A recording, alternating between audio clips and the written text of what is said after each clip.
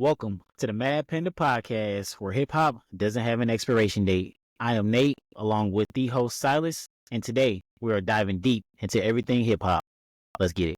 Thanks for tuning in, everybody. And if you like what you hear, we would appreciate you liking, subscribing, and sharing so that we can continue to build. So thanks again for joining. Today, I think we're going to talk a little bit about what we consider the best year of hip hop. It's a hard subject because there's so many good years. I know for me, my first thought is like not 1 year, it's like the golden era, which 88 through 92. So I'm not sure. What about you? Mine's will be probably more recent. Yeah. For me, mine's will be more recent. So yeah. So we're gonna dive into that. All right. I had to actually do a little bit of research on it, just trying to remember what, I know all these albums from that era. Okay. But trying to narrow it down to like one of those years. So we were talking earlier, I think, as far as importance, like 88 is probably the most important year for me, because that's when I heard Strictly Business, and then where I just really like hip hop consumed me. So that's like the most important date to me, or year to me. But as far as like the best stuff, so like I said, I pulled out Wikipedia, so trust what that's worth. But I looked at the 5 years, the 88, 89, 90, 91, and 92, and I kind of counted up all the albums that I still listen to or appreciated from that year. And 91 won with 50. The rest were all about 30, between 30 and 40. But so okay. So for me, it would be 1990. So let's see what we got, or 91. I'm sorry. So you got. I'm just gonna read some of the list here. Second to None. I don't know if you remember them. They were affiliated with DJ Quick. Tupac Lives Now, so that would have been his first album. Third Base, I believe it was their second album, Derelict of Dialect. Tribe Called Quest, A Low End Theory, which is arguably one of the best albums ever made. Mm-hmm. AMG, Big Daddy Kane's Prince of Darkness. That was like, he was on a run there. I think he put something out in like 88, 89, 90, 91. Yeah, Big Daddy Kane. Yeah. Black Sheep, I think we spoke about them a little bit in one of our previous ones. So Wolf in Sheep's Clothing, great album. Boogie Down Productions, Live Hardcore Worldwide. Okay. I don't even really remember that one, so I couldn't even tell you what was on it, if it was just a live album or not. I'd have to look back. It's been a while since I listened to that. Yeah. Compton's Most Wanted, Straight Checking Him, so that was their second album. I still listen to I Don't Dance. That's a great song from that album. Yeah. Cypress Hill. Okay. Their first album. That one was great. Wait, is these all in the same year? This is all 91 still. Oh. So yeah. So De La Soul Is Dead. Again, great album. Yeah. Def Jeff. I don't know if you're familiar with him. No, I haven't heard of him. This was his second album. I don't remember Soul Food too much. It was his first one, A Poet with Soul. Okay. Really good album. Del, the Funky Homo Sapien. Probably some of you may know him as Ice Cube's cousin. Actually Ghost wrote a lot for Ice Cube. And then released this album, which was I Wish My Brother George Was Here. Very like funk, kind of had that whole, I think DJ Pooh produced a bunch of it, and so like G-Funk vibe, kind of instrumental. Yeah, and just more of a funk, maybe not quite the G-Funk, but more like kind of a Parliament Funkadelic vibe to it. Yeah. Which wasn't really him. He was more that hieroglyphic sound. Yeah. Because he was part of that crew, the Souls of Mischief and all them. So this album, it's a great album, but his follow-up, I can't think of the top of my head the name of it, but it's a great album, and it was more his sound, but still an incredible album. D-Nice, yeah, To the Rescue. I think this might have been his second album. Downtown Science, which I don't know if you're familiar with. Sam Sever was the DJ producer, and I can't think of the MC's name, but they had a really cool song called Radioactive, which is one of my favorite beats of all time. No, I'll have to play that one for you. Yeah, most definitely. Dream Warriors. I don't know if you're familiar with them. They were a Canadian group. Canadian group. Yeah, but that's it's a very jazzy, native tongue style kind of vibe album. Very poetic, kind of abstract. A lot of their lyrics, Yeah. kind of poet, like hippie kind of beatnik type poetry almost in some ways. But Okay. most notably, they used for their song,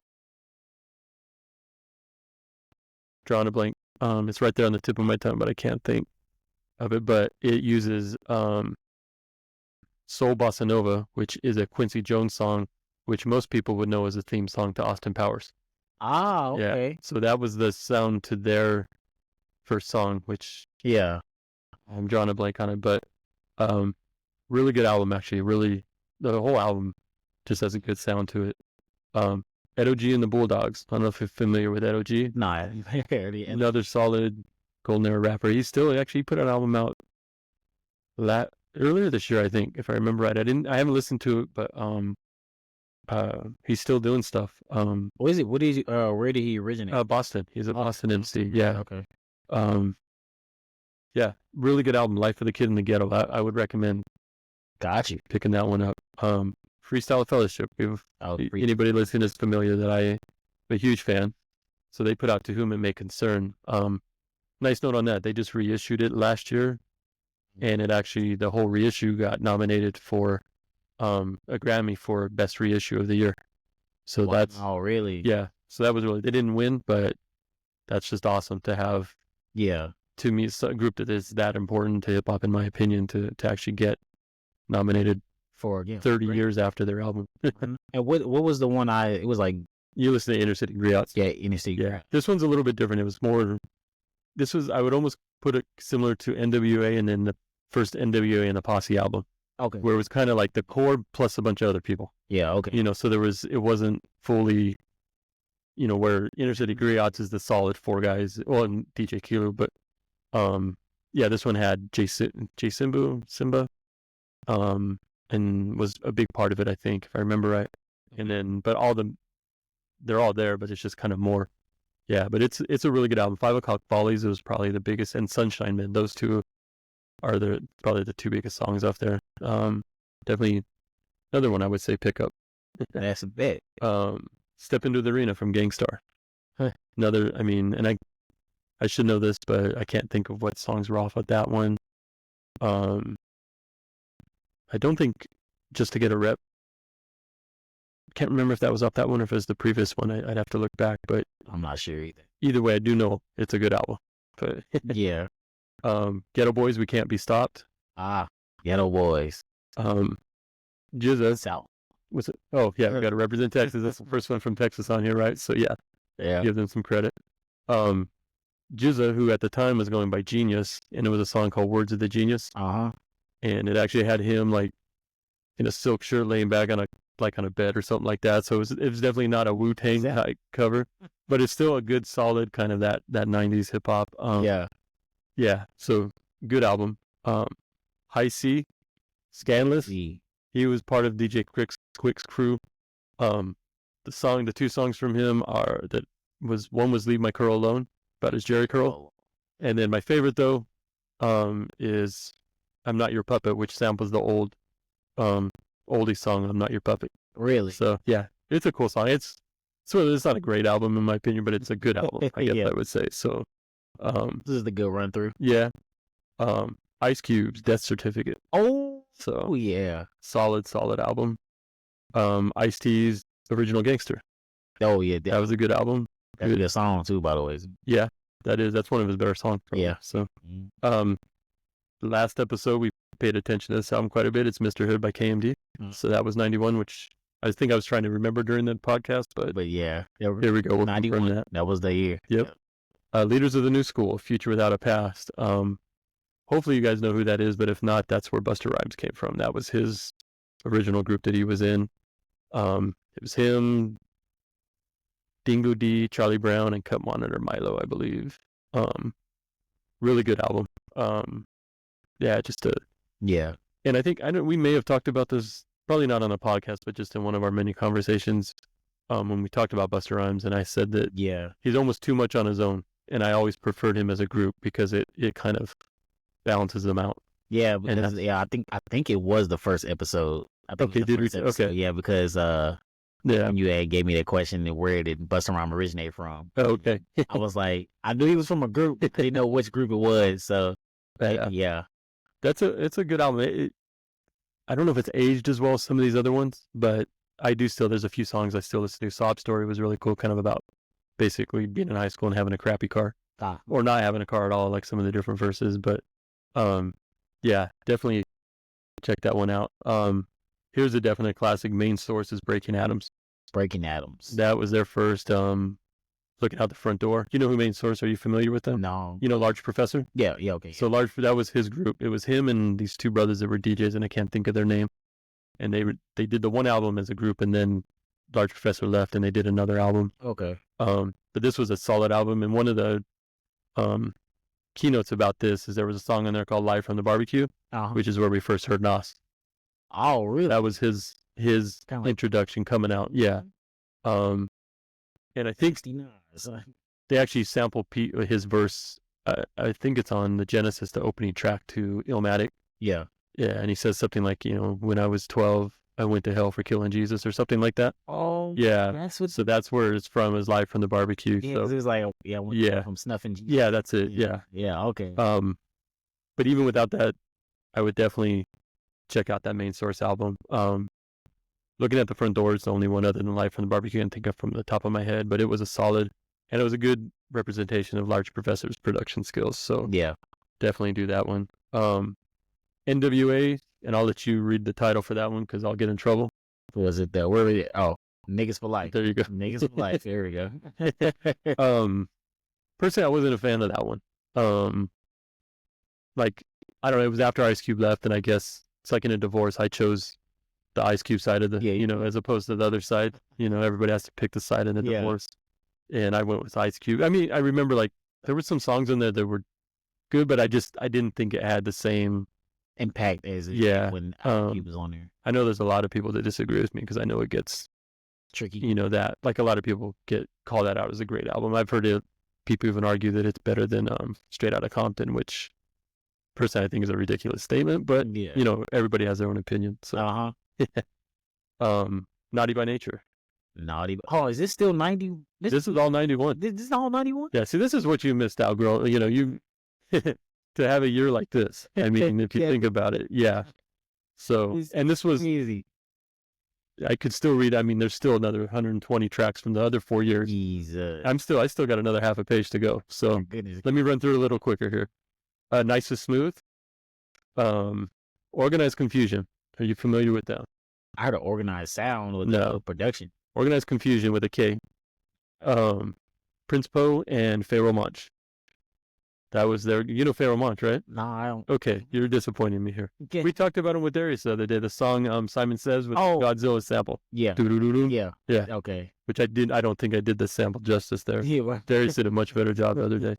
But yeah, that was, and I've actually spinning on the record right now is their second album. Stressed is Extinction Agenda. Oh, okay. Which I meant to tell you that's an album you need to listen to. That's an album I need to check out. Organized Confusion, self-titled first album was a really, really good album. Yeah. Pick that one up again. PM Dawn, this was their second album. My favorite story with PM Dawn is the story about KRS-One throwing Prince B off the stage. Yeah. So, I think I showed you the picture, the drawing. There's like a drawing. So anybody go to Google and type in KRS-One PM Down stage, and there's a great like cartoon drawing of KRS-One throwing Prince B off the stage. Not promoting violence, but it's just a cool picture.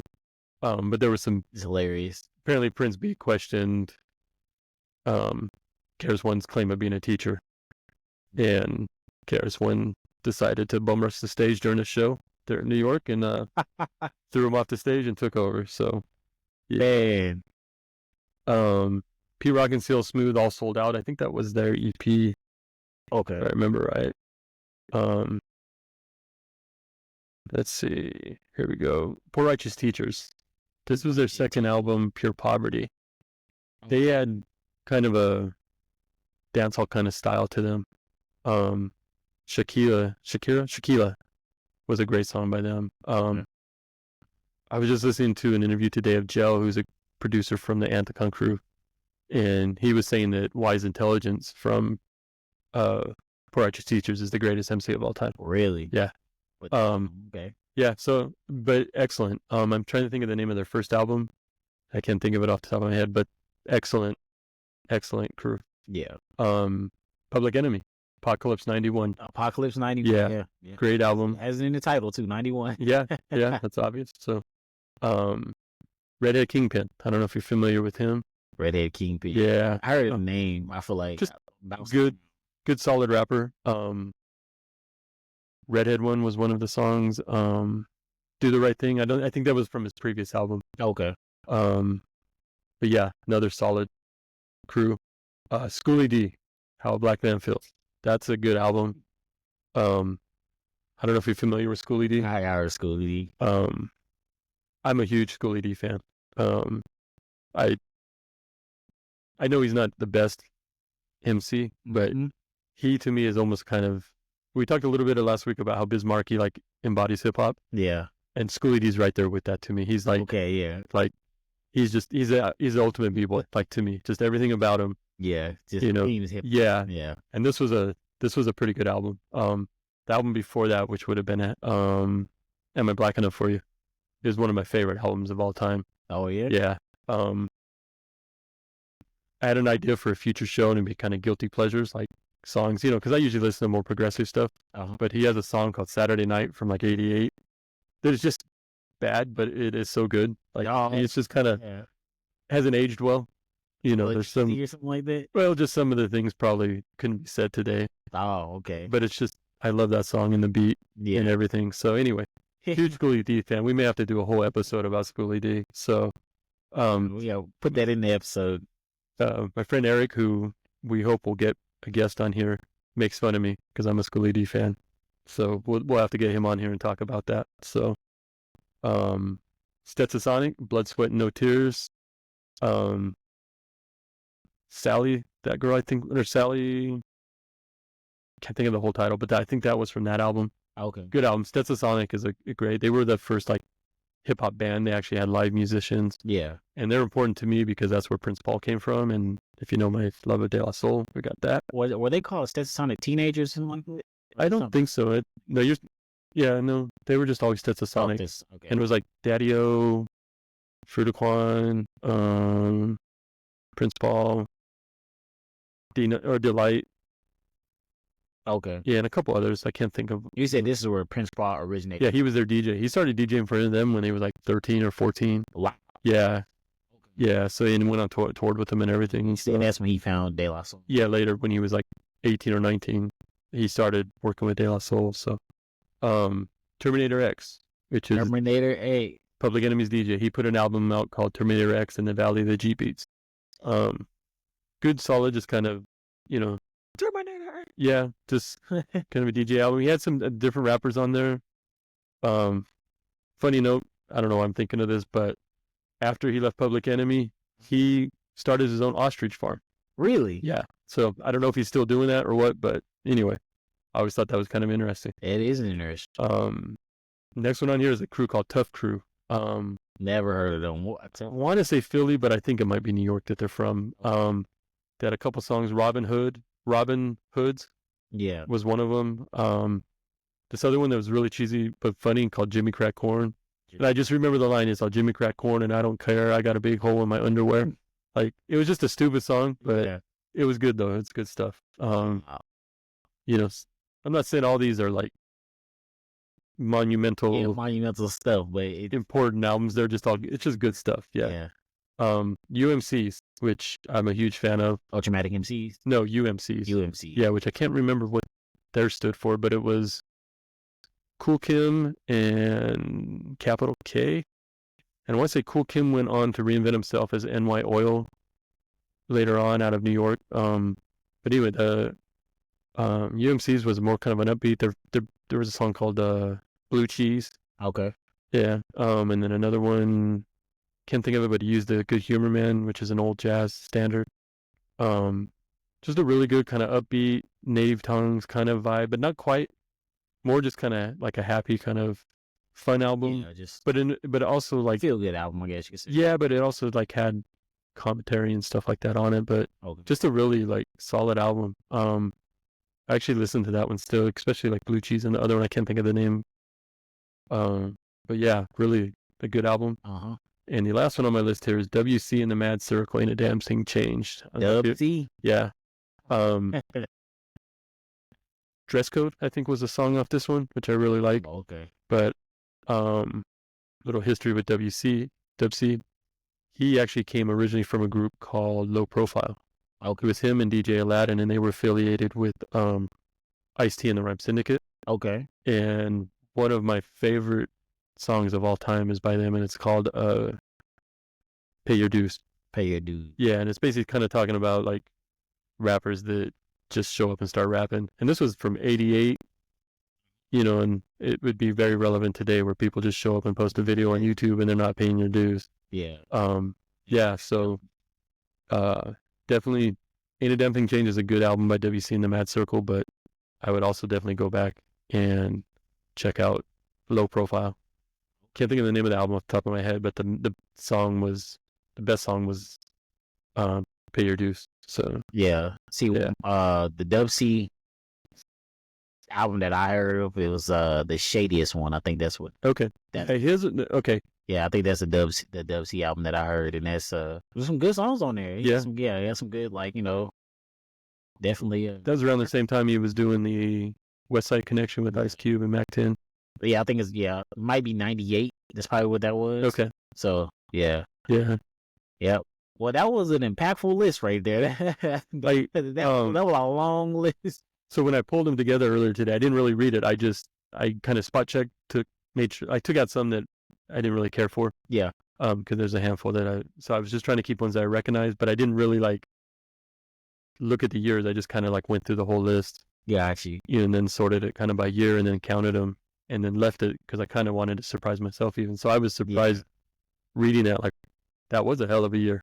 Yeah, that was 90. Yeah. Okay, 91 was a breakout year. Honestly, that seemed like a lot of really important albums, a lot of good like kind of transition albums and stuff. So yeah, I'll have to go back and look at some of the other years too. I mean, there was so much good stuff, and I know I'm aging myself or whatever and being like, the grumpy old man, but I do think people listening to hip hop today are definitely missing out on the vibe, the overall like aesthetic excitement of it. It was different, and I mean it's different in everything in the world. Different, with how easily you can get things now versus back then. You had to kind of wait for things or dig into things. So it's a different world, but it's just so much good stuff came out at that time, and yeah.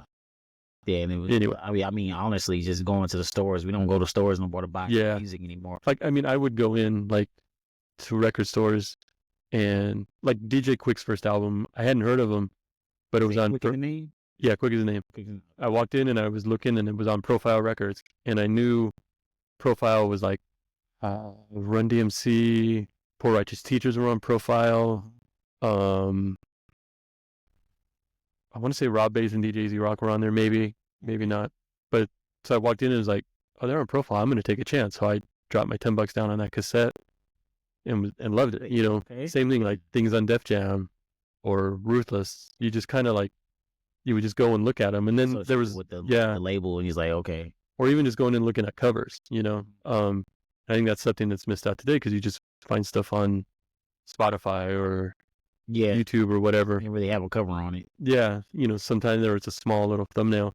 Where there you would go and you're like, we're right around the time where we were transitioning from cassettes to CDs, but there was also still vinyl around. So you would go and flip through vinyl and look at the pictures, and you would look and be like, yeah, that one looks stupid. And then you'd see one, I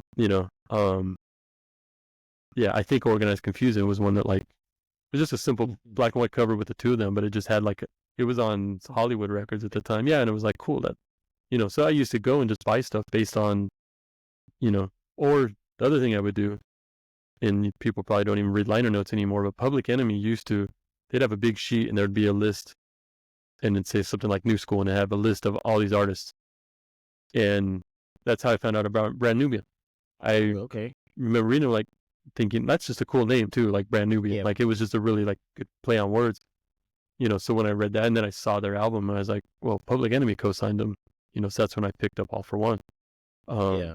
Great album too. So it's just kind of like that different experience where you didn't, now you're just kind of searching for stuff and you kind of look for. So it's a different world, But I definitely think, like, obviously you missed out. Yeah. Yeah, because that was a run of a year. Oh my goodness. Yeah, good times. So yeah. All right. Well, let me try to get into my year. All right. See, maybe I should have went first because that was. I mean, honestly, that was a heavy hitter you did. All right. So my year is 2017, and in that year we had a lot of great albums to come out, and one specifically is, of course, my favorite album. Forever Is a Mighty Long Time, but not just because that album came out. That is my favorite album. However, that was the same year that the Damn album came out from Kendrick Lamar, Jay-Z's 444, the Migos Culture, Drake's More Life, Tyler the Creator's Flower Boy, Vince Staples' Big Fish Theory, Joey Badass, All American Badass, Lil Uzi Vert's Love is Rage 2, Future and the Future Hendrix compilation thing. XXX debut album came out, 17, Logic's Everybody came out, 21, 21 and Offset and Metro Boomin Without Warning album came out, and Big Sean and Metro Boomin's Double or Nothing came out. So that was some heavy, that's some heavy albums right there, honestly. And just in that year alone, just to have that, just me reading back on that was just like, yo, that many albums came out, like, because some of those songs still live through today. Yeah. Of course, I say like with the X stuff, like, that's his first album, so some of his stuff still gets replayed through certain venues and stuff. Of course, Big K.R.I.T's album is forever gonna be in my playlist. And then, of course, the Damn album, yeah, that was Pulitzer Prize? How you say that? Pulitzer Prize winner? Pulitzer Prize. Yeah, winning. Yeah, so, Yeah, so that's an extremely important album. Yeah, so, and it's a good album. Yeah, and then the Migos on that side, they had the Culture album, which we all was playing that in the cars when, that summer. And man, that was just an incredible year for hip hop and for rap at that time. So, and I feel like I just washed over it. And now that I went back to go look at it, I'm like, man, like, that was a really incredible year. Now I went through the years when I was talking about, when we was talking about this topic. Mm-hmm. So I was trying to see what year was the most, I guess, that had the most like albums. Yeah. For, I guess, most relevant albums. I believe this year was the year. This 2017. Right.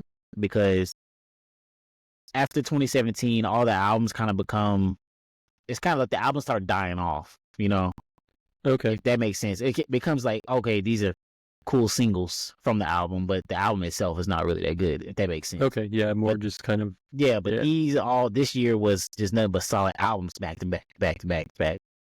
I'm looking up the year too, just to kind of get an idea of other stuff. And there actually were some pretty good albums that I would like from my side too. There's, let's see. I don't know if you're familiar with a guy named POS. POS. He's out of Minneapolis area, kind of affiliated a little bit with the Rhymesayers crew, but he was big with a crew called Doomtree, which is him, Cecil Otter, Dessa, a few others. Just a really good, solid kind of avant-garde, but underground hip-hop crew. But he put out one of his albums that's really good. He's got a few that are good. It's just good underground hip-hop, but with kind of this punk rock aesthetic to it. It's not punk rock music. It kind of has that vibe to it, but yeah. Boldy James. Okay. He put out an album. He's still putting out some good stuff. I like him a lot. I don't know if you're familiar with him too much. No, not too much. Okay. M. Dot, who I actually just recently started hearing more about. He's kind of like a boom bap revisionist, kind of like he's going back and bringing that sound back. Yeah. I heard about Boston, I him. believe. Okay. I heard about him. I don't know if I heard any songs from him though, or I a haven't. single or something. I don't remember this album, but one, and I can't think of the title, but it was earlier this year, and it was pretty good. Okay. Yeah, and it's one. Again, it's one I need to probably listen to more to give it a better listen. But let's. And this is 2017. Yeah, this is all 2017. Yeah. Let's see. There was something else I saw here. Oh, there's a lot of stuff I've never heard of on here.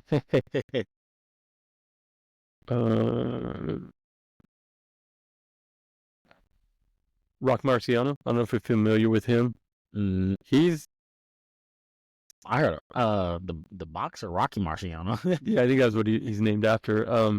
Good, solid rapper. Brother Ali has him on his recent album, and actually said that he's his favorite rapper. I think. Okay. Just a good, kind of traditional New York rapper. I don't know how to really Say it. Yeah, just a good solid. Okay. Yeah, good stuff. Let's see. West Side Gun put one out. Oh, West Side Gun. Yeah. From Griselda. Yeah, that would be one that we may have to do a Griselda conversation one of these days. Quell Chris. I don't know if you're familiar with him. He works a lot. I don't know how affiliated, but there's a label called Mellow Music that he's involved with. He's also married to Jean Grey, who is. She should be in anybody's top 10 list of MCs, I think. Okay. Not just female MCs. I think she should be. Like, she's up there. Yeah, she's one of my favorite MCs. Unfortunately, she's retired and she's doing. I think she's writing a book or something right now. Yeah. But she's one of the dopest MCs of all time, in my opinion. Yep. I first started hearing her when she was going by that name, What. She put out some records with a production crew out of England called The Herbalizer. And then she later changed her name to Jean Grey and just has put out some really incredible albums. Oh, okay. She does this. I may have mentioned to you one time, Mr. Len, who was the DJ from Company Flow, has an album of his. I can't think of the name of the album, but there's a track on there called Taco Day. Taco Day. And it's with her, but it's basically a story of a school shooting, and she plays the girl that does the shooting. You did tell me about that. Okay. And it just. The song has this like high school choir that kind of does some acting on it. It's a little cheesy in that sense, but her verse is on there and she's talking through the mind of this like 16-year-old white girl. Yeah. She's not white. She's, black MC, but she's just telling the story of Becky and going through and shoot. And it just, her verses are so dope on it. And her voice, she has this really like unique voice. Yeah. Like, yeah, it's just a good voice. Like, it's nothing like, distinctive. It's just a good, solid, like, very clear, like you can just hear. I don't. Yeah. Okay. But yeah, sorry, I'm just kind of. Well, speaking of women rappers, I believe in that same year, 2017, Rap City. I think she released the album as well. She just actually put out one recently too. Oh yeah. Okay. She's a good MC. I like. Yeah, she's a solid one. Yeah, I like a lot of her stuff. Let me see. I don't think I saw her yet. Let's see. Who else do we got here? Lupe Fiasco. Yeah, I'm familiar with him, and I know he gets a lot of good. Yeah, but I haven't heard anything that really like moved you. Yeah, but I know a lot of people like him, so it's kind of one of those. Again, it's like, am I missing something here? Well, for me, Lupe, I only heard the early Lupe, and that was like Kick Push Lupe. Because after that, like once Kendrick came out,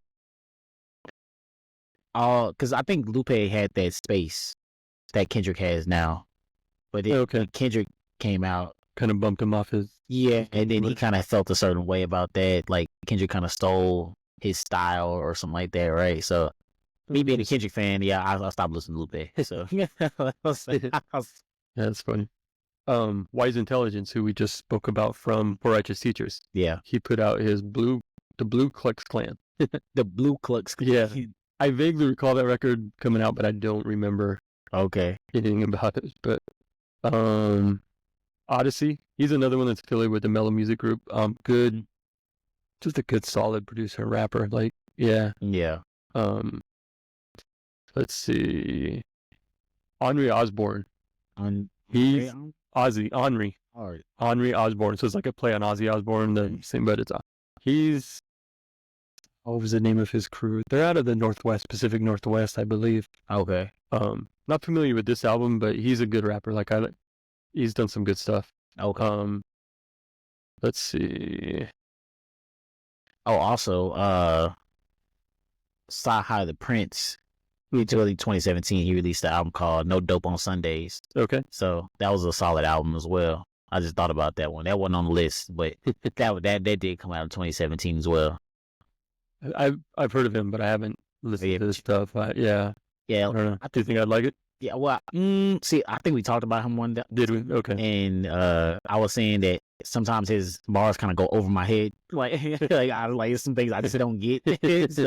so yeah, you might like him, but I don't get some of the stuff he's talking about. You know, I mean, I know it's a lot of like I get the drug stuff, but then like when he like trying to go off as philosophical on me, dude, I remember you played a song for me by him, and yeah, I was like, not understand. Yeah, I did not understand.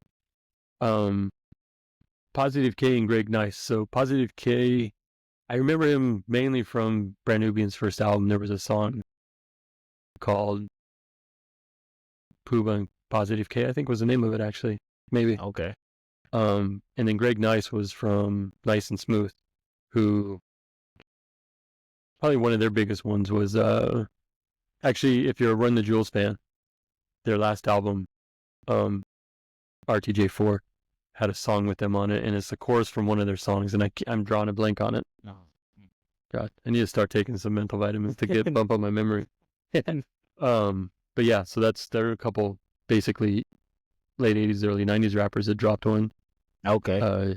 Devin the Dude, yeah. Not a fan, but I know he's been around a long time and has been putting in his work. So yeah, he got quite a bit of stuff. Yeah, J.I.D. J.I.D. Yeah. Did he release The Never Story? Oh, that came out in 2017. Yeah. Jesus. He's one that my son will play stuff from him, and I get it, but I don't quite like it yet. Oh, okay. So I think I need to dig. It's the beats a lot of times. Like I like some of the songs he's played. I like him as an MC. But the stuff he's played that's his, I don't quite like the beats on it. It's kind of the same thing I've said with like J. Cole and stuff. Yeah. Like there's a few tracks by J. Cole that are dope, but most of the stuff I'm just not feeling his beats as much as I would like to, because he's a hell of a rapper. Yeah. Merce, Captain California. Okay. Merce is a really dope rapper. He's part of the whole Living Legends crew. We could do a whole episode on them, I think, one of these days. They're like the ultimate do-it-yourself, independent, underground group, and they've been putting in work since the 90s, and they're still putting. They actually just put out a group album this year. Okay. And they all of them are still. There's Murs, there's Mystic Journeyman, the Grouch, Eli, Aesop, Fables. I know I'm missing a couple others, but they're Wu-Tang Clan full of people, huh? Yeah, there's a whole, like, because some of them were from the Bay Area, some of them were Southern California, but they all kind of gravitated, and they ended up all living in like one house. They put out these albums called 4-track Mind or something like that. Okay. And they were all just recorded on the old Tascam we were talking about earlier, an old Tascam that recorded to cassettes, and just knocking out these little bootleg tapes, and just and they would kind of form different crews. There was like the Three Melancholy Gypsies, which was like Eli, Murs, and Scarab, I think. Yeah. And then like Grouch and Eli have done like G&E music, Grouch and Eli music. Mystic Journeyman, which was PSC, and Sunspot Jones, and then they've done other things. So it's just the whole collective that have just put on, and I've seen them perform a couple of times, and they're just always just dope. Okay. Yeah. Excellent stuff. One that I'm really trying to get into, Your Old Droog. Your Old Droog. Yeah, Your Old Droog, D-R-O-O-G. Oh. He's actually been putting out a lot of stuff. He's out of New York. He's kind of in that Griselda type of boom bap kind of, and I've heard some stuff that's really good, and then I've heard some stuff I'm not. I mean, overall, but that sounds like it's pretty good. Like, yeah, kind of in that space. So yeah. Part of the problem is there's just a lot of that stuff coming out, and it's hard to like sit down and listen to it with so much other stuff coming out. It's like, some of it ends up sounding a little bit the same, so you don't listen to it as much. But but I know he's put out a bunch of stuff recently, and some of the stuff I've heard I really like. Some, like I said, is okay, but definitely give him some credit. The Alchemist put out Rapper's Best Friends 4. So the Alchemist is, if you know hip hop, you know Alchemist, I think, Yeah, right? the producer. Yeah. Started out rapping in a group as a producer and rap. It was kind of, I can't think of the name of it. I think they were affiliated with kind of Cypress Hill because Muggs is kind of his mentor as a producer. Oh, okay. Kind of him that, yeah. And you can hear that some of it in his style. He has a little bit of that. Yeah. But dope producer, yeah. Apathy, great white rapper out of Connecticut, I believe. That may be now. I don't know if that's where he was originally from. Dive Medicine. I'm not familiar with that album, but he's put out some really good stuff. Okay. Here's three that I don't care for, but I think, well, two. I mean, Rick Ross and Drake. Okay. They both put out album. Was it More Life? Yeah. Yeah, yeah. That was. I mean, yeah, that was a Drake album. I mean, it was all right. Wait, what about the Rick Ross? Oh, was that No, I don't know which Rick. Rather You Than Me. Oh, yeah. He's one of those that we've talked, like, Yeah, I don't get. Like, I know he's huge physically and but sorry, that was a bad joke. But no, yeah, he's one I don't get. Like, why are you so popular? He's especially after they found out he was a prison guard. Yeah. With Ross, it's more on I think it's more of the money, the aspect of it, because it's Ross. It makes you feel like you're rich. He kind of rap about like rich life, okay. Right? And he has his his moments, and I'm not saying that rap can't Ross. Rap definitely I'm not saying he like a spitter. He definitely not a spitter, but he has some good stuff, and I think it's mainly his beats. Like I like Rick Ross beats when I'm listening to it, and it's kind of like classy type. Like I don't know, I can say like if rap was like Jay-Z, like a classy, like bougie type of like his lace, like it's very good. It's very tasteful. All right, I don't know. I don't think I'm going to go back and listen to it. Yeah, no, I'll take your word for it on that one. Yeah, I want to suggest you to. Yeah. Raekwon put out an album, The Wild. I'm not familiar with that album, but this doesn't really count because it was a best of, but 50 Cent put out a best of record. Oh. Freddie Gibbs, another solid rapper that's been putting out some good work for a while. He's still been putting out some good stuff. He's got a good flow. I get, kind of that cocaine rap. Yeah, but he has a good voice with it too. I saw a headline today or yesterday, and I can't remember if it was Freddie Gibbs or if it was, I think it was Freddie Gibbs, but it was basically saying that he was tired of rapping about cocaine and was going to change it up. So we'll see. Cause hopefully, right? Yeah. Homeboy Sandman, which somewhat familiar with. He's kind of like a higher end indie rapper that's been around for a little while. Okay. Here's what I think you're a fan of. Kodak Black. Kodak Black. I'm not gonna say I'm a fan, but I do like some of Kodak stuff. Definitely he can put some words together. Sure. He can put some words together.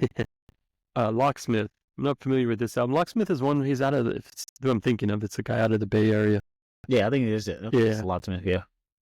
He's one of he has some good songs, but a lot of terrible, and I would say beat selection is just not great. I do think we talked about him. The one song that I think is just funny, it came out during the 2020 election, and it's a song called Biden versus Trump. Yeah, I think you did. And it's him. He starts off doing an impersonation of Charlemagne the God that's introducing the debate, and then he raps as Trump, and then he raps as Biden, and then he raps as Kanye West, and it's just hilarious. So it's a funny song, and it's actually not bad. He's put out some good stuff, but overall, like, I don't think he's put out a great project. He's put out some good songs. Yeah, I think if he got with a good producer, he'd be solid. Yeah, like I think he's one that would need like a good solid producer to do a full project with him. Yeah, not like producers to keep. Yeah, but I mean that's just my opinion. Abstract Rude and DJ Vadim. Abstract Rude is affiliated with Freestyle Fellowship. He's part of that whole Project Blowed, and he's one of my favorite rappers, and I think he arguably has one of the best voices in hip hop. Oh yeah, very smooth, soulful. He's up there with like Brother J, who I think from X Clan, which I don't know if we've talked about. Brother J to me has the smoothest, best voice in hip hop, just hands down. Like just a perfect voice, and Abstract Rude is close to that. Really, really good stuff. I'll recommend some albums for you on there. And then DJ Vadim's a Russian producer based out of England, I believe. Turntablist producer, really good production work. And I remember this album, but not enough to really comment on it. I can't imagine it being bad because they're both solid. Like, yeah. But I would definitely, anybody out, I would check out Abstract Rude. I think he's one of the pretty underrated as an MC. Yeah. But his voice is just dope too. So, Tech Nine, not a fan of his, but I a lot of respect for his hustle. Yeah. Definitely. Yeah, definitely. Oh, he put out an album too? Yeah, Dominion. Not familiar, but yeah. Okay.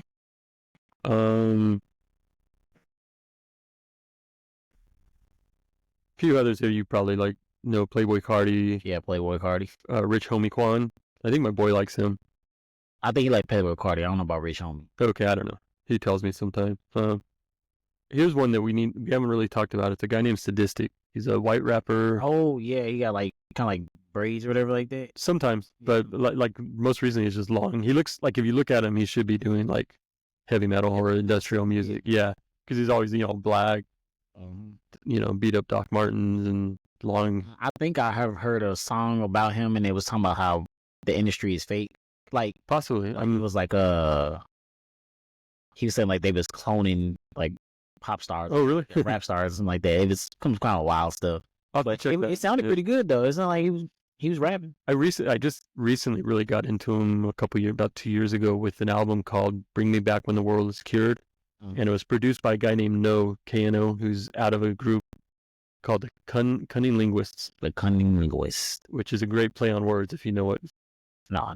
Well, it's an adult term for pleasuring your woman. Ah, okay. That's different, but they changed it to Cunning Linguists. But it's... Oh, okay. Yeah. So it's a cool play on words. That's what I'm saying. So, yeah. But anyway, No is a really good producer. And that album, it has a good mix of modern hip-hop and kind of a classic feel to it. Got you. But he, as a rapper, some people like him, some don't. He gets called into that emo, as an emo rapper a lot of times. But that's a really solid album. He put one out not long after called Oblivion Theater with a producer named Malskull, he's a producer out of like Norway or something like that. Oh, okay. Another kind of almost a slightly industrial vibe to the hip hop, but it's good, just really good stuff overall. But he put out an album called Alters, which I'm familiar with, but not too much. So yeah. Talib Kweli and Styles P put out an album. Talib Kweli. Yeah. And Styles P? Yeah. Oh. Talib Kweli is an interesting character. Like, I don't know if you follow him on social media. Nah, I don't. He's fighting with everybody all the time. Really? And I got to I like Talib Kweli. But when he called out Micah 9 and Freestyle Fellowship because they were backing up, he had this beef with a guy named L.A. Cool. Okay. And I guess because he actually had cited Freestyle Fellowship as a huge experience, huge inspiration. Yeah. And had actually, I think, done a track with Micah 9. Then I guess he got mad because Micah 9 took L.A. Cool's side. And it's like, dude, their project blow. They're gonna side with yeah. So he did. Talib Kweli did an album with Diamond D, I think it was about 3 years ago, and he makes a comment like basically a diss song against Micah 9, and that's where he kind of lost me because it's like you don't diss the Freestyle Fellowship. I mean, that's just the line right there. Yeah, for me that's like you just don't diss them. They're the best. Yeah, but anyway, I still like him as an MC. Like the newer Black Star album, Black Star, that he did with Mos Def, that was produced by Madlib, is pretty good. And then the original Black Star album is a great album. Yeah, and you say he did that one with Styles P? This one it's called The 7, yeah. Okay. I vaguely recall when it came out, but I don't remember much from it. So yeah, I didn't know it at all. It came out. Yeah. P from the Locks. Yeah. DJ Quick and somebody named Problem. Not familiar with that. Do you know him? Yeah, Problem. Yeah, okay. He a West Coast native. Okay. Well, I think, yeah. I should know him then, but I don't. Anyway. Yeah, dang, yeah, DJ Quicken. Oh my goodness, what was that album called? It was, where'd it go? Rosecrans. Rose. Oh man, I gotta check that out. I've driven on Rosecrans in LA, but really. Here's one I am not a fan of. My wife likes him, but Jelly Roll. Jelly Roll. Big fat white dude. Yeah. He's doing more country almost. Yeah. I didn't know he put out a rap album. He was originally a rapper, and even his stuff now is kind of like country rap almost. But he's doing more of that auto tune kind of singing. Gotcha. Yeah. Not a fan, but there was one line where he says some funny saying that my wife always plays for me that makes me laugh. It's like some old country saying. Rough Riders put out, it's like a greatest hits, I guess, so that doesn't count. Oh, okay. Yuck Mouth, if I remember right, he was from the Loonies, which had a hit with the song 5 on it. I got 5? Yeah, which you younger cats probably know it from the Jordan Peele movie, Nope. Yeah. Was it Nope? No, not Nope, it was Us, yeah. They did the remix version of it for that. Yeah, it made it more haunting. Yeah, but that was where he's from. This was his solo album, apparently. Okay. Starface, we had talked about them earlier. Yeah. First Weapon Drawn. Brother Ali, All the Beauty in This Whole Life. That's another one that should be on everybody's. We should all have a copy of every one of his albums. I think I listened to that one too. Did you? That's a good album. That's a good. I believe I did. Like soulful album. Like very spiritual, kind of righteous album. Not a huge fan of this guy, but I know a lot of people are. Logic. He did put an album out called Vinyl Days 2 years ago that is actually really, really good. Yeah. Like, I actually really like that album. Most of the other stuff he does, just. I mean, he can rap. Yeah. I forgot what album that he put out, but I think it might have been like 2018, 2019. That was a solid album though. Really? Maybe in 2017. What album was this? Everybody. Oh yeah, Everybody. Okay, yeah. Is that the album you're thinking of? No. But that is a solid album though. That is a solid album. But it was an album after that one that it was pretty cool as well. Okay. Yeah, I've listened to a few of his things, and the only one that I really liked the Vinyl Days because they had that. He basically went back to kind of that golden era sampling, and it was kind of rapping about that. I wouldn't put it as a groundbreaking album or anything, but it was a good solid album, one that I would listen to. So yeah. We mentioned them earlier. You confused Organized Confusion, but these guys, Organized Noise, which I believe that is the production crew for like Outkast and all them, right? And Goody and all them, yeah. So they put out an album called Organized Noise. I don't know if you're familiar. I don't know if we've talked about this guy, Russ. Russ, yes. We never really talked about Russ, but Russ is up there. He up there for me. He is up there for me, man. I like Russ. The songs, like, because my wife likes him, and the songs she plays from him, I don't care for. But then I look and I see, like, he did a song on a Black Thought album. Yeah. And I'm like, oh, Black Thought? Again, it's one of those things where I've talked about before where it's like, where these people I respect like somebody that I got to kind of second guess myself. And on that track, he sounded good. But on the stuff like that I've heard. You from your wife. Yeah, it's like, that's not good. See, that's the thing with Russ. He's all over the place. Not like bad. He is, because he shows up with all kinds of different people. Like, because he's had Benny the Butcher, I think, on some of the stuff. Benny the Butcher. Black Thought. He has some real. He has a he has a like an album, like I guess a series album. It's only a 2-part series right now, but it's called Chomp, and that's where he just nothing but bars. Okay, just bars. He has like Absol, I think for the first album, and it's like a bunch of like rappers that rappers like lyrical rappers, and then like on the second one, he has Big Crit on that album. Okay, he has Snoop. He has I think DJ Premier produced off the album. That's right, I remember. Because the other stuff I hear is more kind of like sing-songy, sex raps and stuff like that. Yeah, it's kind of like it kind of turns you off. Yeah, it's just like not interesting to me. But yeah. I'm all Russ is up there for me. Russ, he's probably like in my top 10. Now here, and I don't quite remember this album, but probably the greatest MC of all time, KRS-One. KRS-One. Got The World Is Mine. Yeah, I'm not sure. Again, I mean, he's put out a lot of stuff, but still, I think I told you I saw him 2 years ago in Dallas. Incredible show. That was Esid, I'm not sure how you say his name. It's E-C-I-D. Good producer, rapper. He's been around for a while, kind of in that underground vein. How to Fake Your Own Death. I remember that album and it was good, but I don't remember How to Fake Your Own Death. Yeah. Like I remember liking the album, but I don't remember much about it off the top of my head. Yeah. Here's somebody who's just absolutely terrible in my opinion. Machine Gun Kelly. Machine Gun Kelly. Yeah. We're just gonna keep moving. So, yeah. T-Wayne. Familiar with that? T-Wayne. It was an album by T-Pain and Lil Wayne called T-Wayne. Oh, okay. I might have heard some songs off of there, but I didn't know they had an album. See, to me, I see that and I'm like, hey, that's just gonna be terrible. Yeah, yeah, because you don't like Wayne. Hey, to each their own, right? Yeah. Yeah. Oh man. I don't remember this, but it was Faith Evans and the Notorious B.I.G. called The King and I.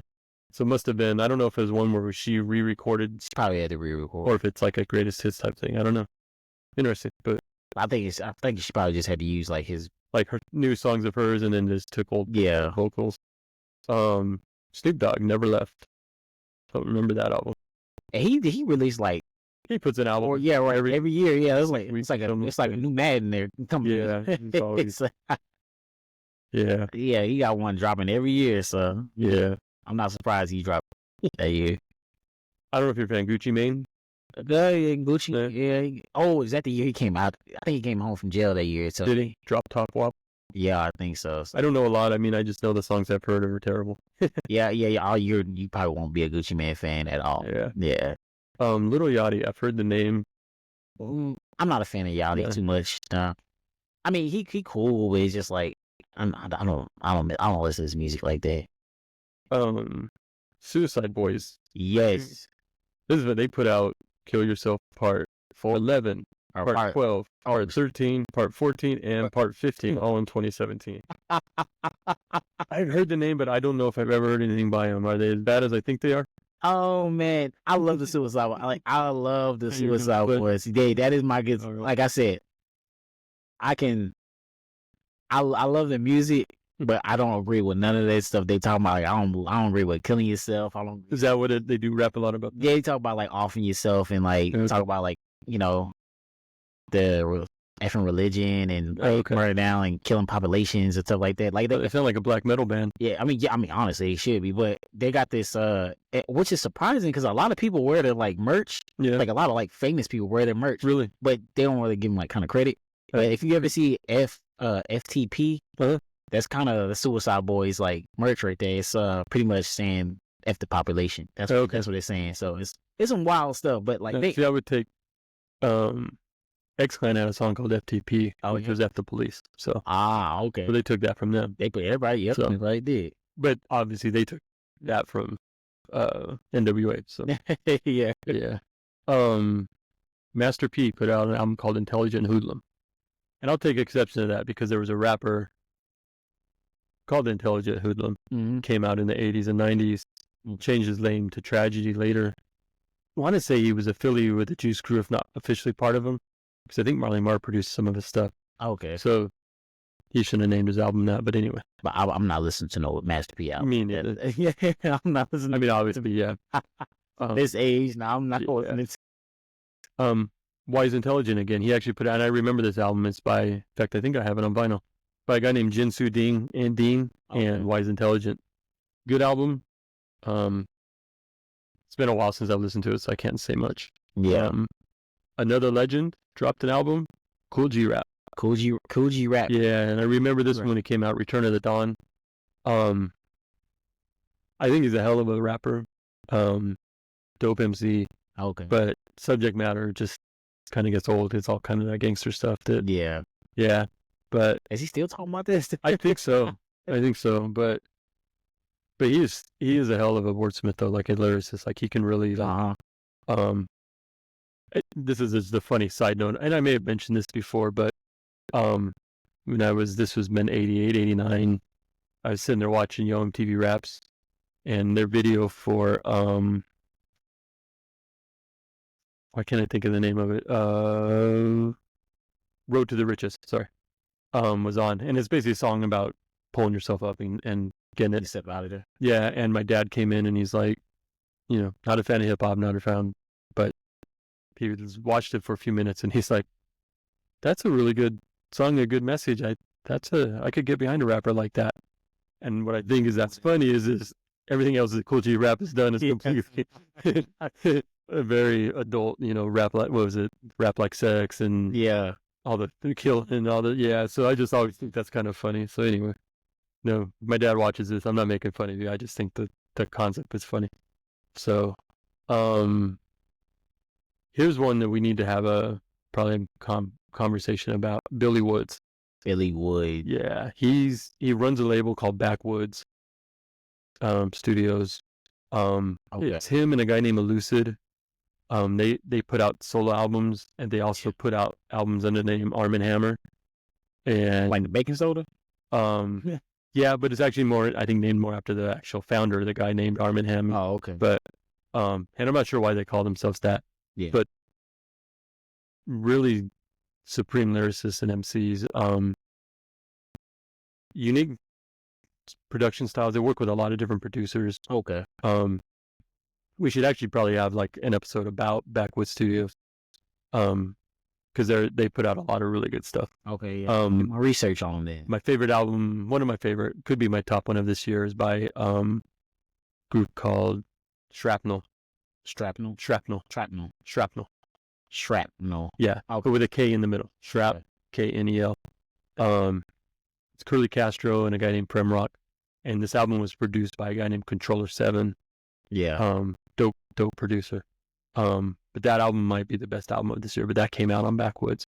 So anyway, we'll have to talk more about them. I think you'd really appreciate all of Billy Woods and Elucid and the other ones. So okay. Let's see.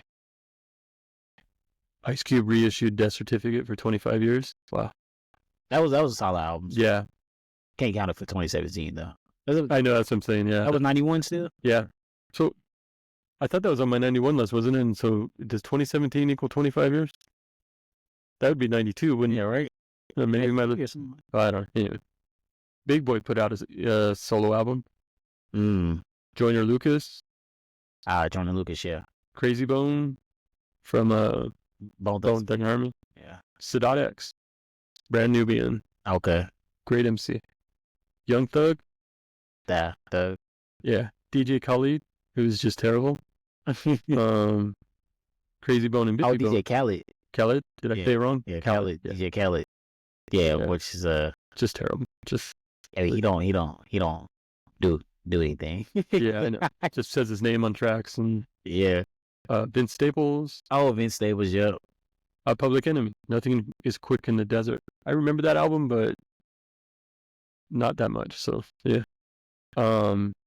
Jay-Z's 444. You mentioned that earlier. Yeah. It's funny. That's the only Jay-Z album that I've ever listened to and thought that's a good album, but then I've never listened to it again.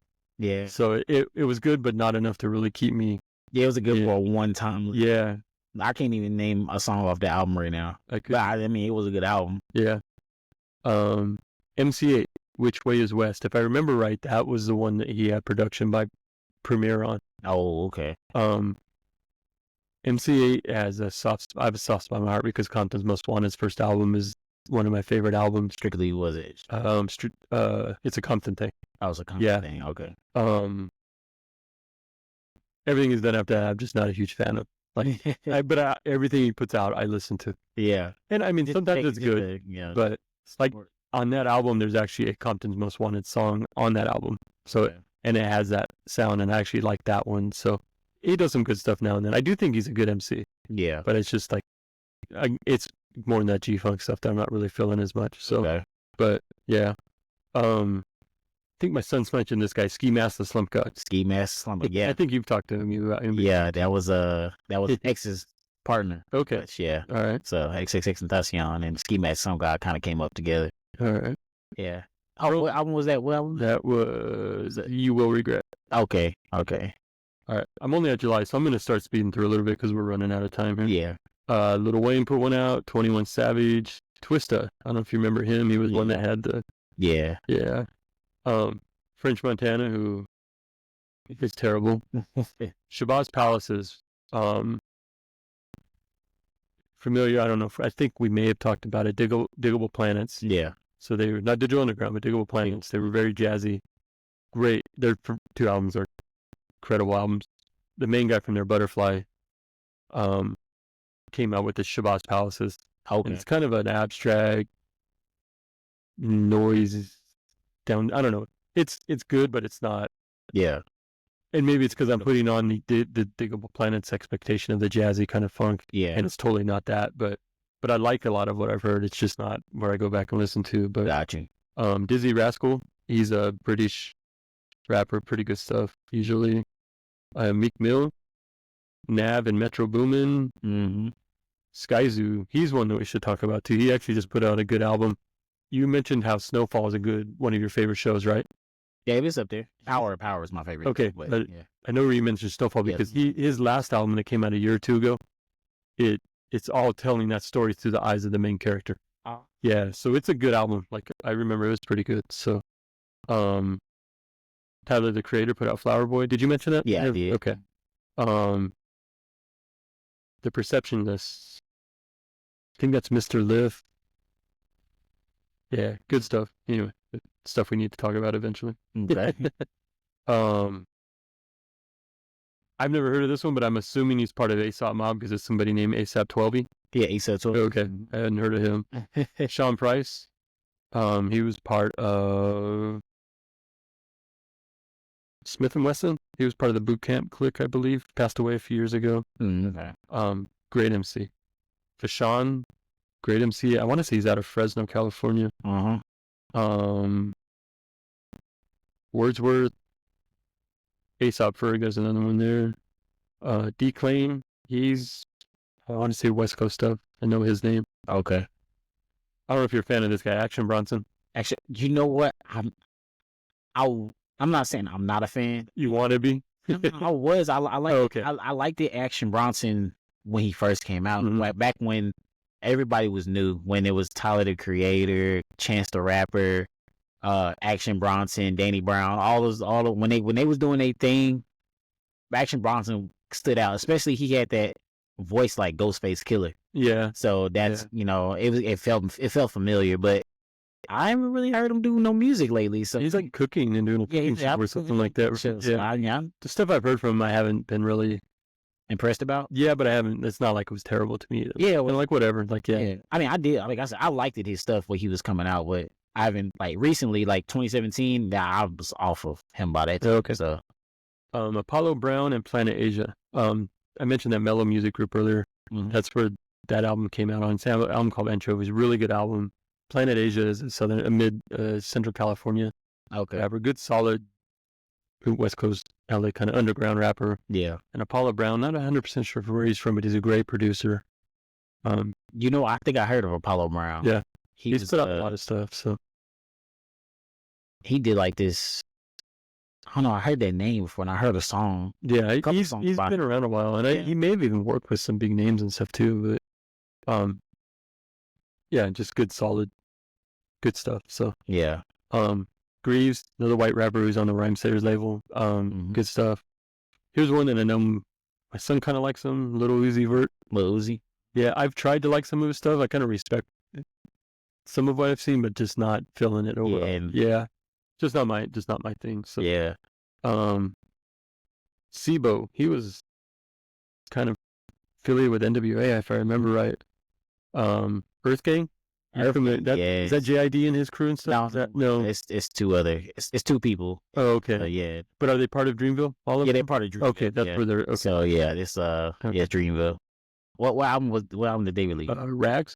Rags. Okay. They got I think a mixtape or something they call Strays with Rabies. It's pretty hard. Okay. Yeah, I'm not sure if I've heard any of their stuff. I know the name, but yeah. I mean, if you like, I don't know if you like Outkast like that, but they're kind of like a new version of Outkast. Really? Yeah. Okay. I'd have to give them a listen. We got parts 16, 17, 18, 19, and 20 of the Suicide Boys Kill Yourself album. Oh, they were busy that year. Yeah. Open Mike Eagle. Mike Eagle. Body, Kid Still Daydreaming. He's a good rapper. I like a lot of his stuff. What I really like is a podcast he does, and I think we've talked about it. It's called What Had Happened Was. Okay, yeah, I think you did tell me about that. anybody, you want to get a good history of hip hop, because his first season is like 12 episodes, all with Prince Paul, talking about De La and everything, Stetsasonic De La, and everything Prince Paul did after that. And then he's also done them with LP from Company Flow and Run the Jewels, Black Thought from Roots. So each season it's like a 10 to 12 episode with one person, and they just an hour each episode just talking and going through their history. Prophets of Rage, which was Rage Against the Machine's band, the guitarist, drummer, and bass player. Yeah. And then Chuck D from Public Enemy. Okay. And Be Real from Cypress Hill. Oh. And it was good political rap metal. Yeah. Good, not necessarily great, but good. Okay. Like, some good stuff, but it's just kind of mid. Yeah, like Rage Against the Machine is incredible. Yeah. They're the only like rap rock group that really got it, I think. This is a good solid, like B team kind of like, you know, it's just kind of like they're doing it, but not quite as good. Yeah. I mean, it's Chuck D all the way there. Yeah. What was surprising though is that, you know, Be Real, you think more like, I mean, what's the first thing you would Be Real? Right? Yeah. But he was actually, it was political stuff he was doing with Chuck D, so that was actually pretty cool. Wyclef Jean. Yeah. Apathy and OC. So we talked earlier about Apathy. Yeah. OC he was affiliated with Organized Confusion. Okay. Has a great song. I can't think of the name of it, but it's off his first album, Word Life, I think. Maybe. Word Life. Maybe. I don't know. I might be wrong on that. I do remember that album. It was a good album. It's called Perestroika. That's a good album that they put out. Macklemore, we mentioned them earlier. Rhapsody, we talked about her, right? Layla's Wisdom. Yep. That was the album too. I see this, and I don't even care if he's the greatest rapper alive. I can't get past the name. A Boogie with a Hoodie. Like, a Boogie with a Hoodie? Like, is it Season Hoodie? No, the bigger artist. Okay. I'm just like, I'm not even going to listen to you. But A Boogie with a Hoodie. Yeah. It's like, it's just not going to happen, buddy. Yeah. So, like I said, you could be the greatest. You could be like putting Rakim and KRS-One for their money. Yeah. And like, nope. Yeah, and I don't think you like A Boogie anyway. I mess with him a little bit. Master Killer, he's one of the affiliates of Wu-Tang. Okay. So he put out an album. PMD, who is one half of EPMD. Okay. So he put out an album. I don't remember that one. Yeah. Let's see. Oh, here we go. The Cunning Linguist, what we talked about earlier. Yeah. Put out a good. I remember that one. Roses or Najano, good album. Mm-hmm. Ed O.G. put out a solo album that year. That we had talked about him from '91. Yeah. Let's see. Camp Lo, they had put out. Can't remember what their big. They had a song in the mid '90s that was pretty good.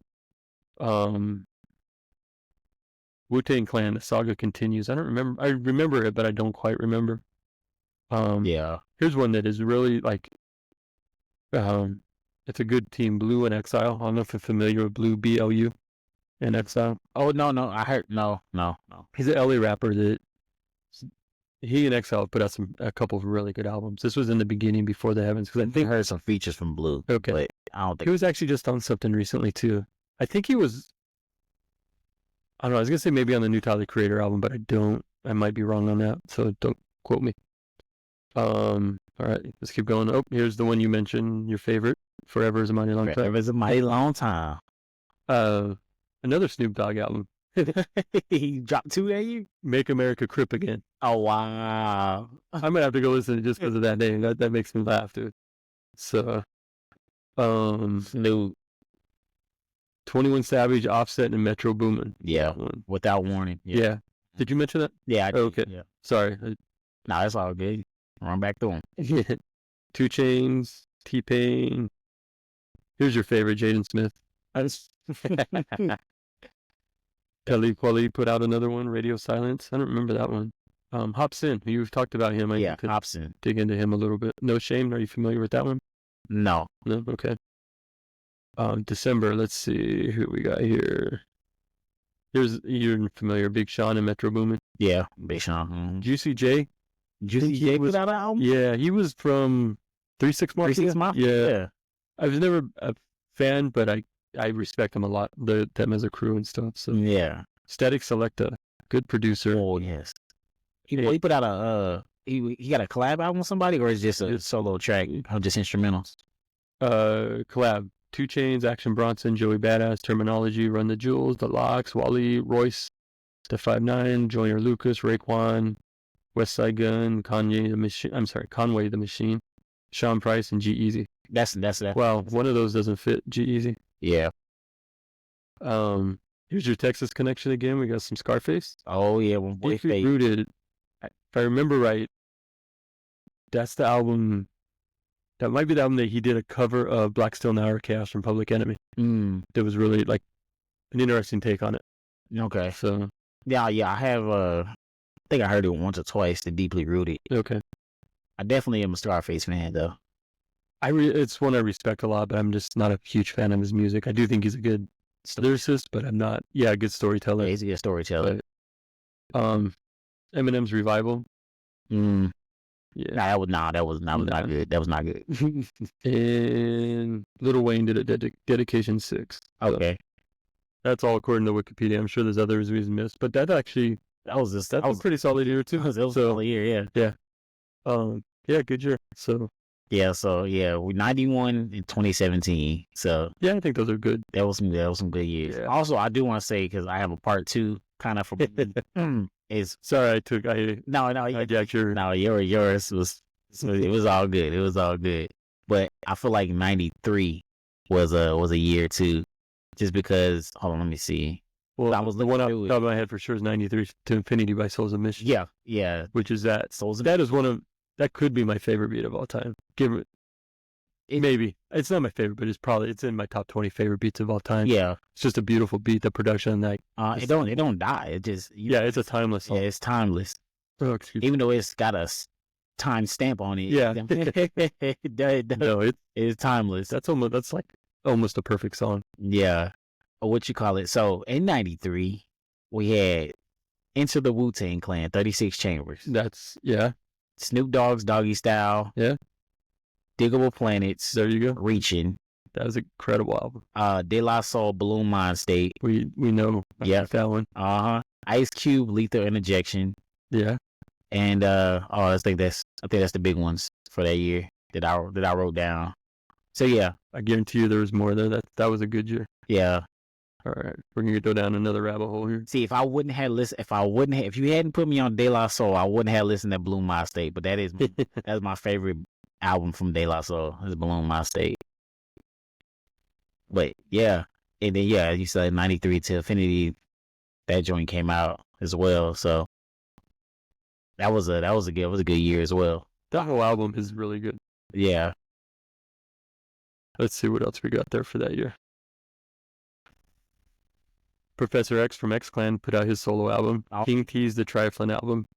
Paperboy, Brand Nubian, God We Trust. That is a really good album. Like that, they actually, because originally it was Grand Puba, Sadat, Lord Jamal, and DJ Alamo, and then Puba and Alamo left. So this was a solo. This was basically Sadat X, and Lord Jamal.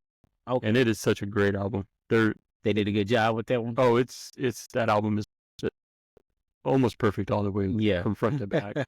Like it's that's a great album. Like I don't know, I love that album. Above the Law. Okay, Above the Law. Young Black Teenagers, which I think we talked about before. Yeah, you said it was all white kids, right? Yeah, just terrible. Apache, Tupac. Okay. Cam. He was Ice Cube affiliate. Flavor Unit, which would be like Queen Latifah. Ooh. That was her crew, which was in that. I know Tretch was affiliated with it from Naughty by Nature, but I don't know if he was officially part of it or not. Okay. Ant Bakes, that's some Oakland. Blood and Crips, Banging on Wax. That was one of those Truce albums that they did, and they got some Crips and Bloods from Compton. And and did an album. I remember, I think I had. Okay, so with this album, is there anybody like known on the album, or just really some gangbangers on there just banging? I don't remember off the top of my head. Let's see. That's crazy. But that's cool. Well, I had DJ Battlecat, who was okay, DJ Battlecat. Yeah, he was one of the producers on it. So yeah, I think it was mostly just known. Yeah. We had a Ghetto Boys album, Till Death Do Us Part. Okay. Madcap, Look My Duke, No Hands. That was a good album. I was just listening today a song called The Whole Kit and Caboodle. Caboodle. And it's a great song. It's just real kind of upbeat West Coast. But if I remember right, the group, one of the MCs also played trumpet. Yeah. So they have some live trumpet throughout the album. Ooh. That's a really good album. Yeah. Icy's Home Invasion. Okay. Just Ice, Moni Love, In a Word or Two. I don't know that album. Her first album. Money Loves? Yeah, Moni in the Middle. Okay. That's a good album. PM Dawn, the Bliss album. That might have been the one that has their Set Adrift in a Memory Breath. It's a good song. Yeah. LL Cool J's 14 Shots to the Dome. What was trying to remember what the song, I don't remember what the single was. How I'm Coming, Stand By Your Man. This one was, because this is the title, Pink Cookies in a Plastic Bag Getting Crushed by Buildings. I remember that. So, anyway. Onyx had their first album. Onyx. Marksman, if I remember right, they were production crew, if I remember correctly. Okay. Mobb Deep's Juvenile Hell. Mm-hmm. The Beatnuts, Intoxicated Demons. I don't know if you're familiar with them. No, great production crew and decent MCs, but great producers. Mm-hmm. Psycho Les and Juju, I think, were the two main guys. They actually just I think they're still putting some stuff out. I want to say they did a lot of production work for Big Pun, but I might be wrong on that, so don't quote me on that. SIBO, the Youngsters, they were one of those, like, trying to be like young kids, like, kind of like crisscross and stuff. Yeah. Freestyle Fellowship's Inner City Griots. Okay, listen to that one. Yeah.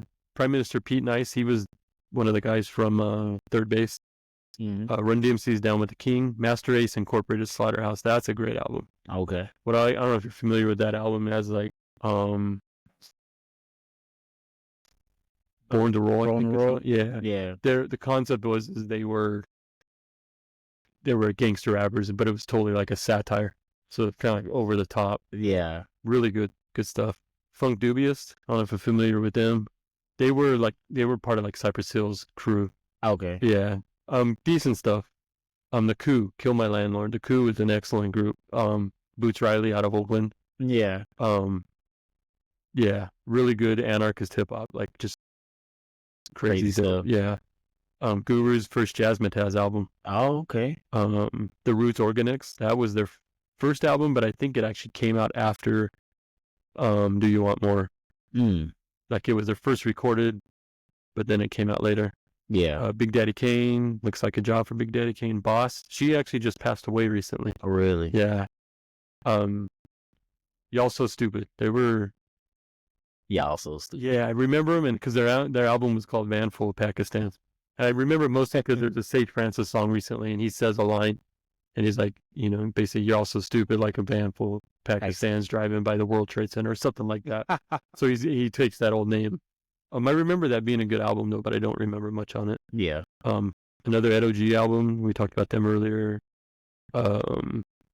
Bismarckies, All Samples Cleared. That was kind of comeback after getting all sued for all the samples. Yeah. Jungle Brothers, JB's with the Remedy. That's a good album. The Jungle Brothers. Yeah, Done by the Forces of Nature. You need to listen to. Okay. So, Yo-Yo. Can't play with my young. Yeah. Yeah. Intelligent Hoodlum. We talked about him earlier. Yeah. Candyman. You remember him at all? Knockin' Boots was his big hit. Just terrible. like good but terrible. Like. Yeah. Yeah. Tag Team. Whoop, there it is. Wow. Okay. Justin Warfield, my field trip to Planet 9. That was some good kind of left field abstract stuff. Rap right there. Yeah, good stuff. Yeah. Cypress Hill's Follow Up Black Sunday. Fat Joe's Represent. Criss Cross, we just mentioned them. Ultramagnetic, MC, The Four Horsemen. That was a good album. I don't know if you're a fan of them. I wasn't ever impressed by them, but 8-Ball and MJG. 8-Ball and MJG. I'm not a big fan of them, but I know they're like Southern legends. So like they're around most of the time, and I know the biggest songs, but I haven't listened like delve deep into 8-Ball and MJG. Here's your Scarface again. The World Is Yours. The World Is Yours. Yeah. The Alcoholics. Are you familiar with them? No. They grew out of L.A. They were associated with King T. Okay. the whole kind of, there's a lot of songs about drinking and stuff, but just good solid hip hop, like Okay. good stuff. Poor Righteous Teachers did one. Another Bad Creation. They were another one of those kid groups, just Okay. kind of boy band. Crisscross and stuff. Yeah. De La Soul's Balloon Mind State. Yeah, Blue Mind State. YZ, The Ghetto's Been Good to Me. That's a good album. YZ, you said? Yeah. I know AZ.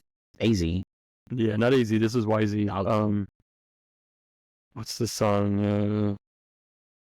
Trying to think of the big song from there. The other one is from an EP that came out shortly after this. It's a song called "The Road Is Covered with Snow." And I remember that because it's basically talking about white people being in the way of black people, basically. Like, so. Okay. It's actually a really good song. I like that one. High C, we talked about him earlier. This follow up, I don't even remember that one. Here we go. KRS-One's Return of the Boom Bap. Now that is a hell of an album. That was out. Yeah. Lords of the Underground, Souls of Mischief, Spice One. Spice One? Yeah, 187. That's the one that I think has a song where every verse is like the name of an alcohol, like drink. Yeah. Digital Underground's The Body Head Syndrome. It's a good album. I don't remember this one. DJ Jazzy Jeff and the Fresh Prince Code Red. I don't recall that album off the top of my head, but I wasn't listening to them at that point. Yeah, I wasn't listening to Will like that. Yeah. I mean, I liked him when he first came out with the Parents Don't Understand. Yeah. You know, it was good. Just decent hip hop, you know. Salt and Pepper, Very Necessary. I don't remember that album. Was that they must be pushing on there? I think this was after that. Well, Push It was before that. This might be like Talk About Sex or something like that. It might be on that one.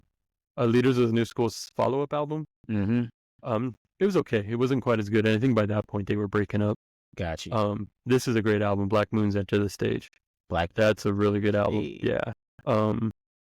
I think you'd appreciate that one. Okay. Eazy-E. This was his diss album. It's on Dr. Dre. Yeah. Eric Sermon's solo album. Shaq Diesel by Shaq. Too Short's Get In Where You Fit In. Pudgy the Fat Bastard. I remember him, but I don't remember that album. Oh, yeah? Yeah. Daddy-O. He was from Sets of Sonic. I remember that album. Okay. Be a daddy, but never Daddy-O. And we talked, I think last time about the best Quest album, Midnight Marauders. Yep. It's a good album, but... That was 93's one? Yeah. Okay. Good, but not quite as good as Lowend. I have to disagree. I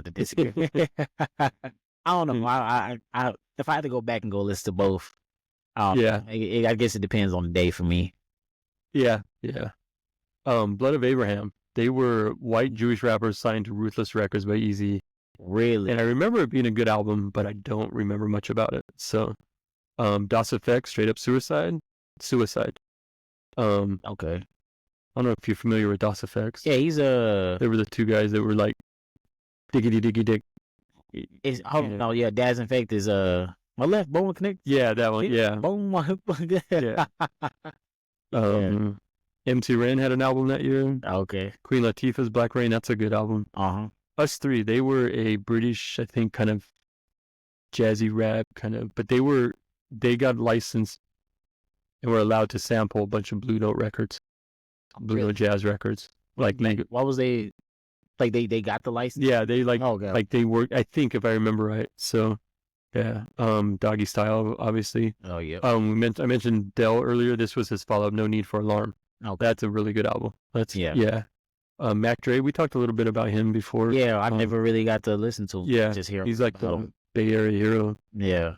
You know, it's like I don't know if I said this before, but with Mac Dre, it's everybody from Kansas City is the one who keeps telling me about Mac Dre. But is he from Oakland? I think he's from Oakland. That's what I thought. But I don't know. People from Kansas City love Mac Dre for some reason. I don't know. Let's click on his name here. I'm not sure.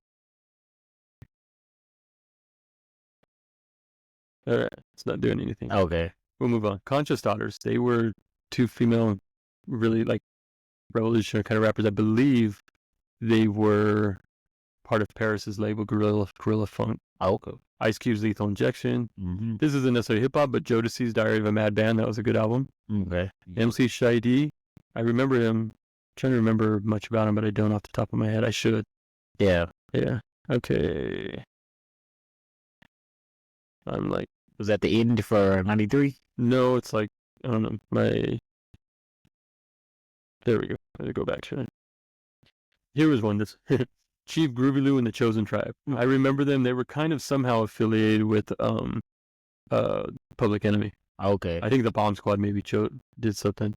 And then this one, Godfather Don and Cool Keith, they did a Cenobites LP, which I don't know if you're familiar with the word Cenobite. That if you're familiar with Hellraiser, the guys with all the leather and the bondage stuff, those were the Cenobites. That was the name of their character. Ah, okay. Yeah, that was a really good album. And actually, Godfather Don just put out an album this year called Thesis that I haven't seen a lot of people talk about, but it's a hell of an album. So yeah, he produced it all, I believe. So all right, well, that was all. So yeah, 93 is a good. That was a good year too. Yeah. So honestly, I think 91 took the cake because that was a low. I'd have to go back and look at 88, 89, 90 because there some better albums may have come out, but yeah, not 50 of them. You know, they were like in the 30 range when I did my count. Oh, okay. So yeah, I mean, just quantity and quality. Yeah, both. Yeah. Because there was other albums too that I excluded. There was probably another dozen albums that are probably still considered good albums, but they just weren't ones that I was feeling, so I didn't keep them on my list. But yeah. So that was a good. Yeah, it was a good rundown of the years. If anybody has any other thoughts or feelings or wants to tell us we're completely wrong in our year, feel free to send us something. Yeah, or in the comment section, tell us your year. Yeah, tell us your year. Yeah. Try not to make fun of you too much, or maybe or do your best to convince us that we're wrong. We'll see. All right. Well, all right. I guess this has been the Mad Panda Podcast. Thanks again for listening. Next week. Yep. Don't forget to like, share, and subscribe. Talk to you guys next week. Thank you. Gotcha.